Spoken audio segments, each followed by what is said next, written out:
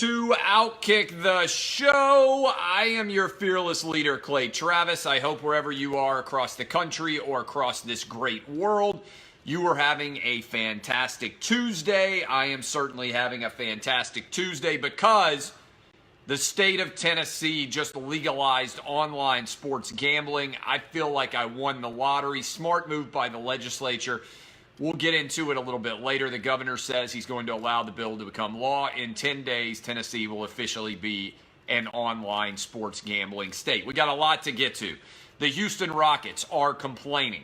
ESPN, the magazine, shutting down. Will Sports Illustrated be next? There's a burkini controversy. I didn't even know what a burkini was. The Joe Biden campaign is off and running. Tennessee has legalized sports gambling, as I said, the first in the nation to legalize online-only sports gambling. Game of Thrones, we got a woke allegation. Was it problematic for the Dothraki to be wiped out by the White Walkers and the Whites and everybody else who was there? And I give you my Avengers review. It's Woke Wednesday early on a Tuesday. I'm headed to London tomorrow to celebrate my 40th birthday. We'll still have radio, we'll still have TV, and we'll try and sit down and talk to you guys as well on this show. But then I'll be out of town on Thursday and Friday, and then back in time for the start of Game of Thrones on Sunday as we talk about Game 4. So let's dive in here. I got a lot to get to. The Rockets complaining about officiating. The NBA is basically the WWE on a basketball court. There's always controversy surrounding the officiating, and the way that Game 1 ended on Sunday has the Rockets all worked up, so much so that they went back through Game 7 and came up with a list of calls that they disagreed with that they believe meant that the Warriors were the illegitimate champions. Let me just hit the Houston Rockets with this idea. Don't miss 27 straight three-pointers at home in Game 7 and then to complain to me about the officiating. Unless there was an official with a long broom that was knocking your three-pointers out of coming down through the rim, then the reason why the Houston Rockets lost Game 7 was because, again, let me repeat this, they missed as a team 27 straight three-pointers at home in Game 7. I'm not sure that it's possible for a group of basketball players to choke more than to miss 27 straight threes at home in a Game 7.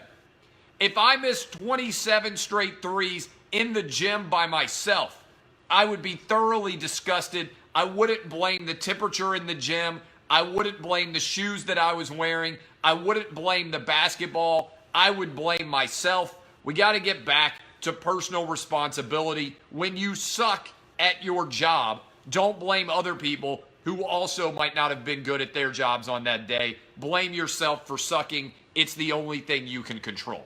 So, having said that, I am all in on the Rockets plus 5.5 tonight.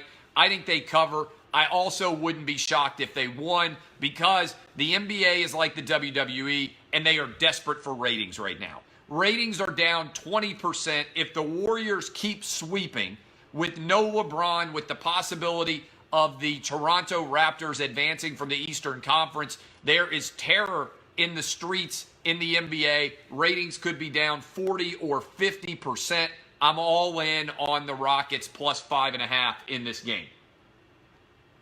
Also, maybe sprinkle a little bit of money on the Rockets on the money line. This is going to be, I think, a really tight game, and I think the Rockets find a way to win because if the Warriors win, I know they gave up the 3-1 lead against the Cavs several years ago. They're not going to give up a 2-0 lead, I don't believe, to the Rockets and lose 4 of the final 5 games in the series. So, I am all in on the Rockets plus 5.5 tonight, but I wish they would quit whining because you missed 27 straight threes. That's why you didn't win Game 7, not because of the way the game was officiated. All right, ESPN the magazine has shut down. ESPN the magazine existed for like 20 years. They just announced that it was shutting down. I never subscribed to the magazine. I never read it, but I know there were a lot of good writers who were involved with it. And to me, it's an interesting sign about what's likely to happen for SI going forward. Now, a lot of you want me to talk about the new burkini, which I guess is a combo of a burka and a bikini that they are putting in the SI swimsuit issue. It's funny to me because Sports Illustrated basically exists for the swimsuit issue. And every year it seems like there's people out there that are triggered about the swimsuit issue for this reason or that reason. My question for you, do people who still read the swimsuit issue not realize how much nudity there is available online? Like, if you want to see naked women, they are literally everywhere. 40% of all internet traffic is naked women. So every year I feel like somehow the SI swimsuit issue finds a way to be controversial. And I'm like, who are the people still looking at the SI swimsuit issue? I mean this honestly. I loved the SI swimsuit issue when I was 10, 11, and 12 years old. That was a long time ago. That was like 1990 when the SI swimsuit issue arrived at your mailbox, and you got to see girls in bikinis, and sometimes they'd be in white shirts that you could see through. That was your introduction to adolescence. That was when you were suddenly aware, whoa, whoa, whoa, I like when girls don't wear very many clothes. There are a lot of men who had their first I'm a heterosexual moment flipping through the SI swimsuit issue. Probably a huge percentage of men my age. My I'm a heterosexual man moment came when I saw Princess Leia in the Jabba the Hutt bikini on his lap. That was when I thought for a minute, holy crap, I like when girls don't wear very much clothes. Honest to God, first time I ever realized it, I was like, man, I like this. I was 5 years old. That was when I realized I was heterosexual. The Princess Leia in the Jabba bikini, boom, I was all in. I was sold on heterosexuality. A lot of people who are around my age, the SI swimsuit issue was the first time you got to see bikinis and nudity. But I honestly don't understand how the SI swimsuit issue is still a thing other than their ability to create controversy every year.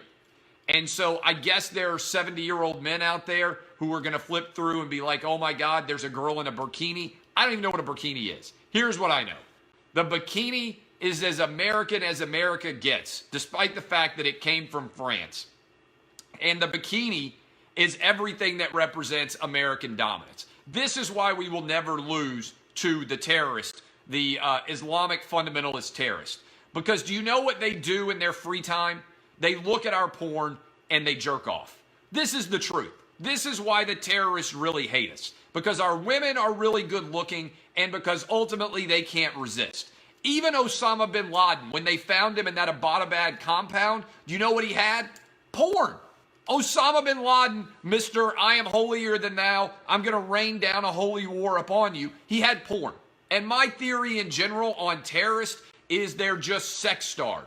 That's why they all think when they kill themselves, they're going to get 76 virgins or whatever it is. Now, why would you want 76 virgins? I don't know. I'd rather have 76 experienced women, but evidently 76 virgins is a big deal or whatever the number is. And I got to tell you, this is why craziness happens. Because people aren't willing to embrace moderation because they become total zealots. And ultimately, this is why America always wins.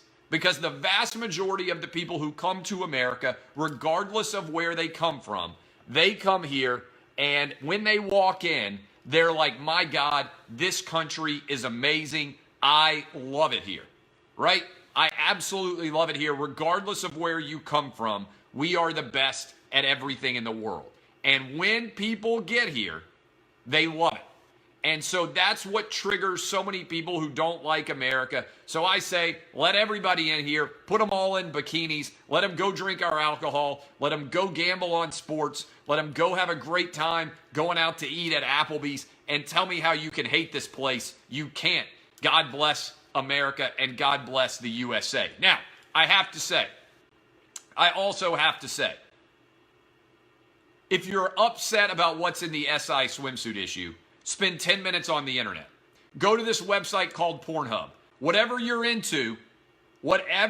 are into, you will find something a lot better than the SI swimsuit issue.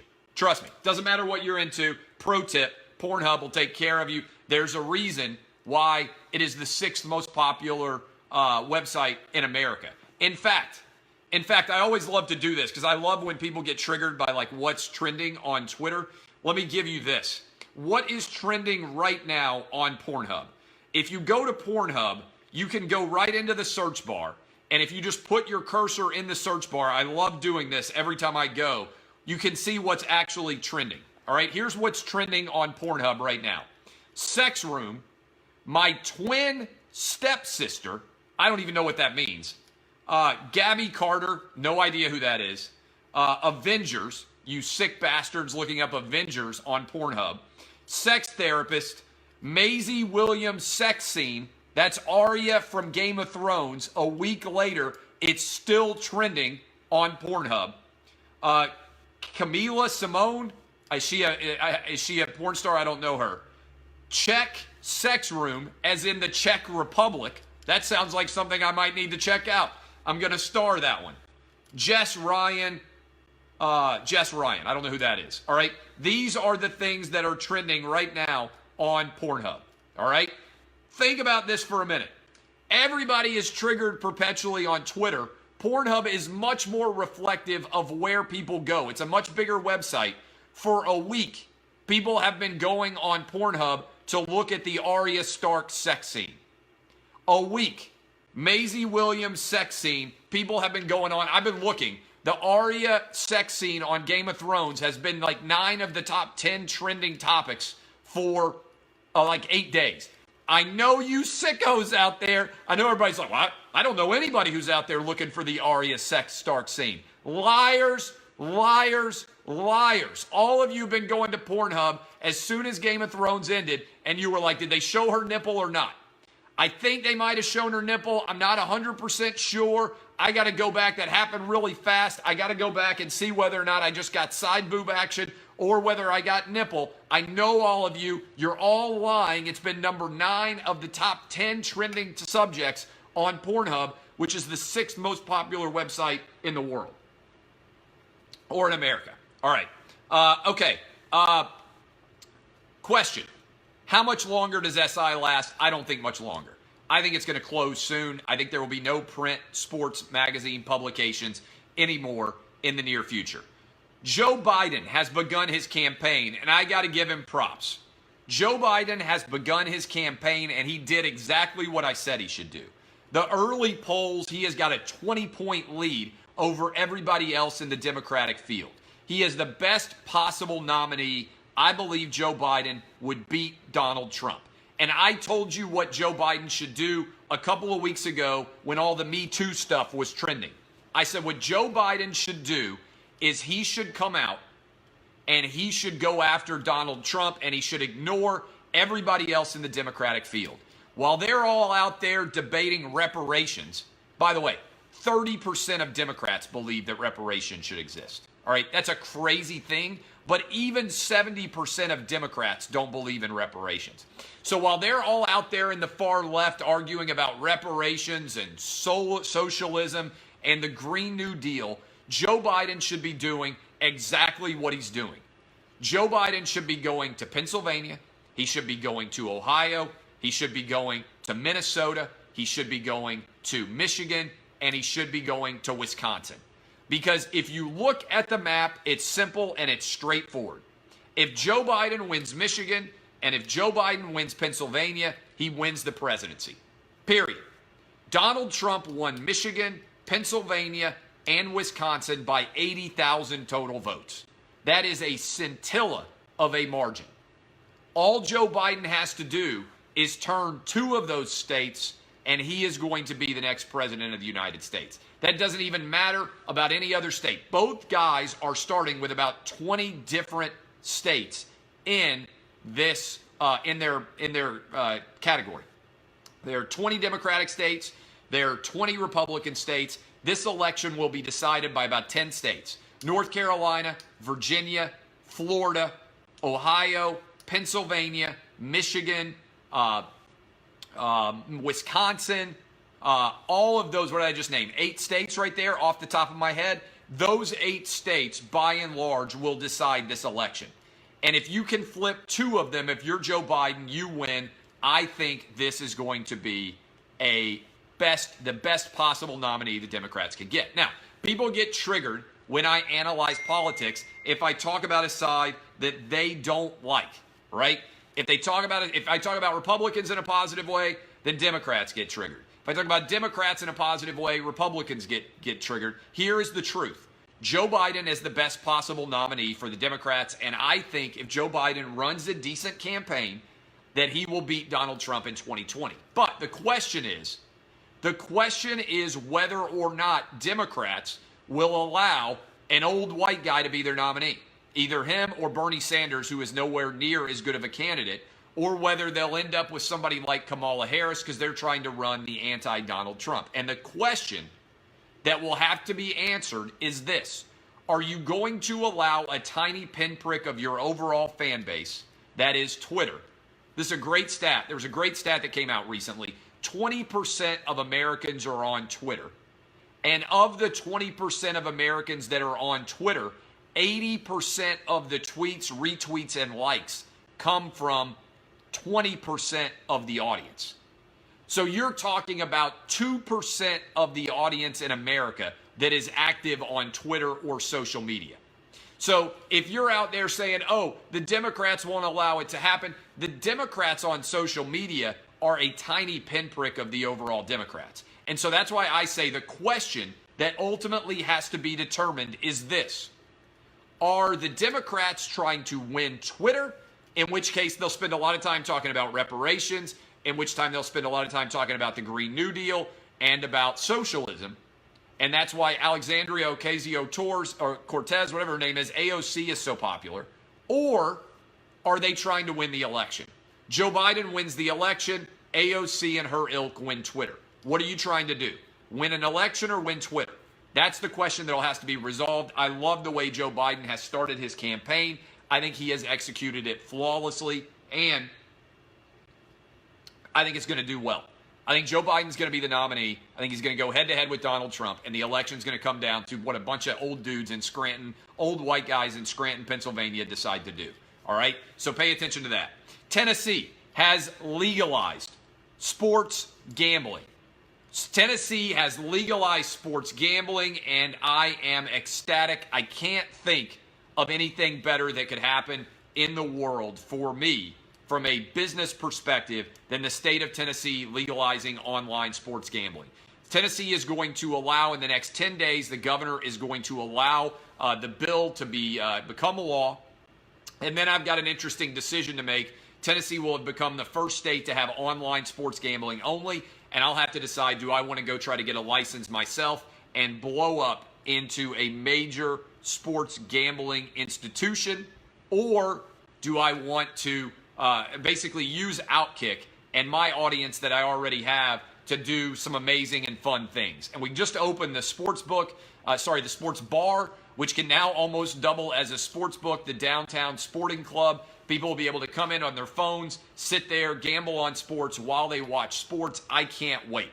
This is going to be different caliber money for me. My wife, I've been talking about the fact that I have everything that I want except private jet money. Online sports gambling is going to be my version of private jet money. What do I want to do? How can I avoid screwing this up? Remember, you're looking at the guy who lost $50,000 selling pants, so I can certainly screw this up. But this has the potential to be incredible and awesome. Thank God I live in the state of Tennessee. Props to the state legislature for being so progressive and for being willing and able to make decisions this smart. Everybody who legalizes sports gambling is going to need to understand this. People want online. They don't want at all for there to be any... Hold on, I'm going to have to block a guy. I mean, some of these people are insane, and if I happen to see somebody insane, I got to block them. What they don't realize is people want to gamble online. And if people want to gamble online, you have to give them an opportunity to gamble online.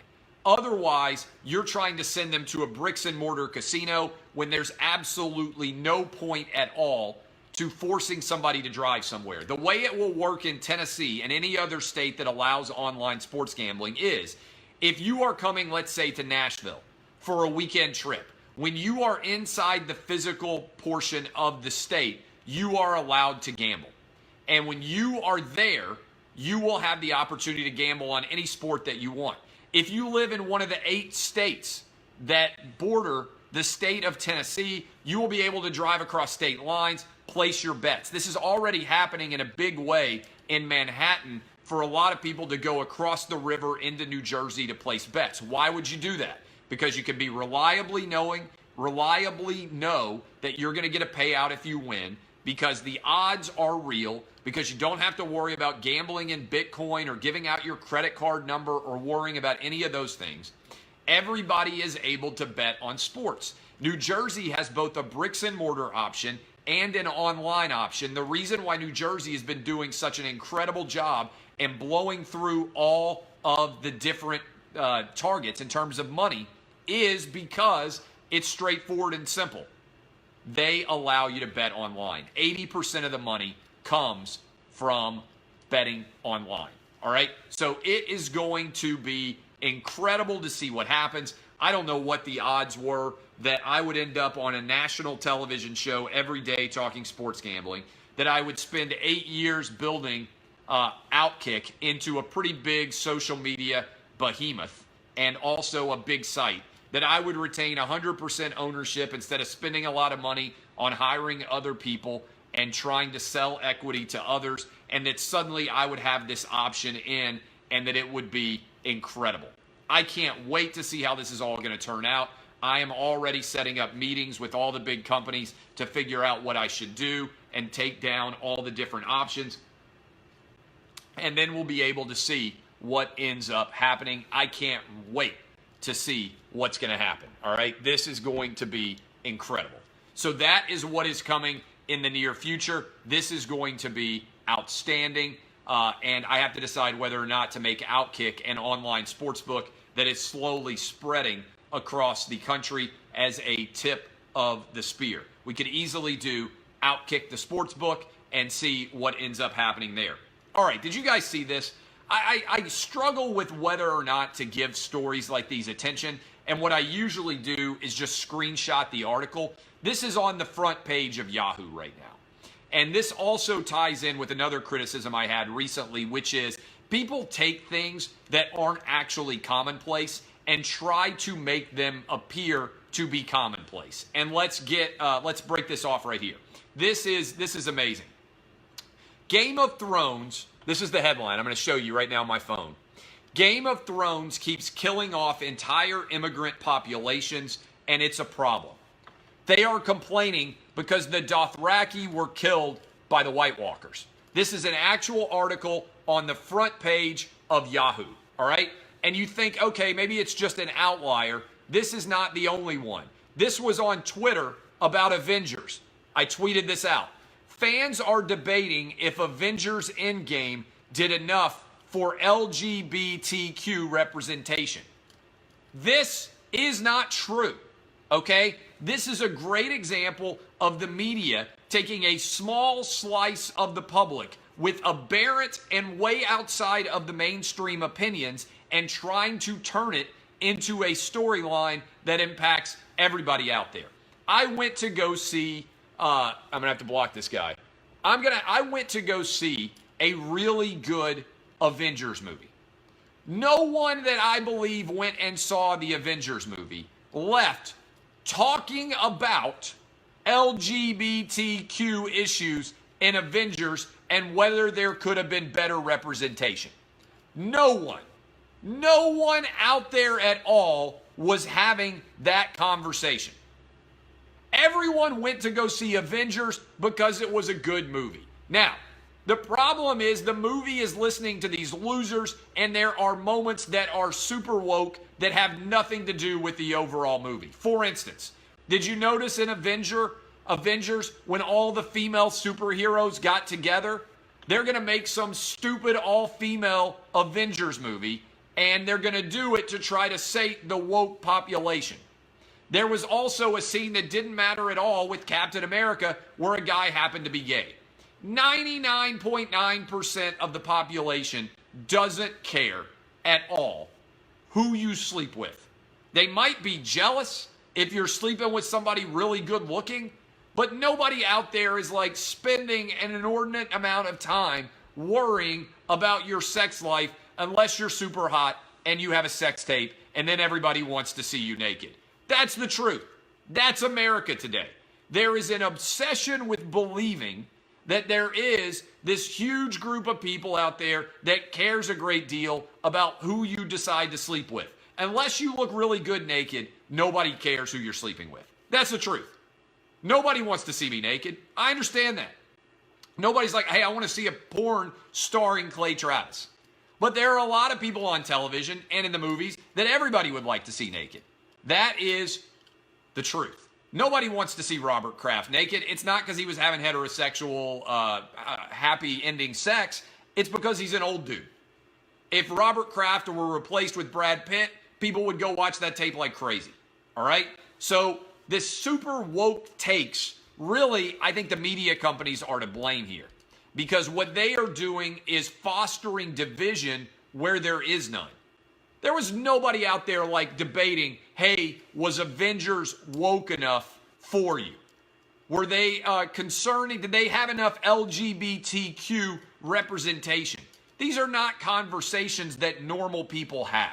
There is a tiny pinprick of society that may possibly, and I don't even believe they exist, have left Avengers, and the first thing they said was, hey, what did you think about the LGBTQ representation in Avengers? That superhero movie. Who do you think the superheroes are sleeping with?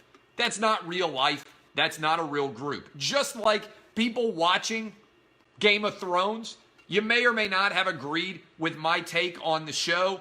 There's nobody out there who was like, you know what? Game of Thrones keeps killing off entire immigrant populations, and it's a problem. The Dothraki got killed by White Walkers. They are also, by the way, an invading, pillaging horde of maniacal warriors. They are trying to take over a land that they have not been to before. But guess what? It's not real life. There are dragons. There are a lot of people, although somebody said a funny comment, they said, my God, can you imagine the reaction if Jon Snow ends up on the throne? If we got a white man sitting on the Iron Throne, you know what white people do? They're awful, especially white men. Oh man, that's a bit problematic that Jon Snow might end up being the face of the Iron Throne. And that he might replace Cersei. I mean, she's a blonde woman. It's just like the 2016 election all over again, except Jon Snow's a lot better looking than Donald Trump. Just letting you know, the woke takes are coming. Finally, my Avengers review. I thought Avengers was really good. I enjoyed it. My kids loved it. My 4-year-old is the biggest fan of Spider-Man that may exist on the planet. And so when we were sitting watching Avengers, and when Spider-Man came back, I looked over at my 4-year-old, and I guarantee you, he looked just like the disciples when Jesus came back from the dead. When Spider-Man was back on the screen, my 4-year-old, he was ecstatic. He could not be any more excited. It was incredible. It was extraordinary. It was phenomenal. Now, we knew he was coming back because there's a new Spider-Man movie that's coming out in the summer. Would have been difficult to have him starring if he didn't come back from the dead, but it is phenomenal. I enjoyed it. My kids loved it. I'd encourage you to go see Avengers Endgame, which has now been out for almost a week all over again. All right. I love all of you. Thank you for hanging out with me. My name is Clay Travis. This has been Outkick the Show. I'll be live in about a half hour on my other show, Lock It In, television show with me, Cousin Sal, Rachel Bonetta, and Todd Furman. Kisses to all of you. I definitely did cry. I'm going to be honest with you. I cried in Avengers. I cried in Avengers. I teared up. The end of the movie got me. I will admit that I am an ultimate softy. SBAP. I got 3 kids. When it ended that way and we had a man with a young child, sometimes you got to be a pussy. And I will admit, I cried in Avengers Endgame, or whatever it was called, Avengers Endgame, right? I love all of you. My name is Clay Travis. This has been Outkick the Show. Encourage all of you to watch Lock It In here in about a half hour and listen to the radio show tomorrow morning. I also cried, yes I did, when old Yaller died. Spoiler alert. My name is Clay Travis. This has been Outkick the Show. DBAP, but sometimes you also need to make sure that you SBAP. See you guys. Bye. What happened here? Boom. All right. Love you, Facebook. See y'all.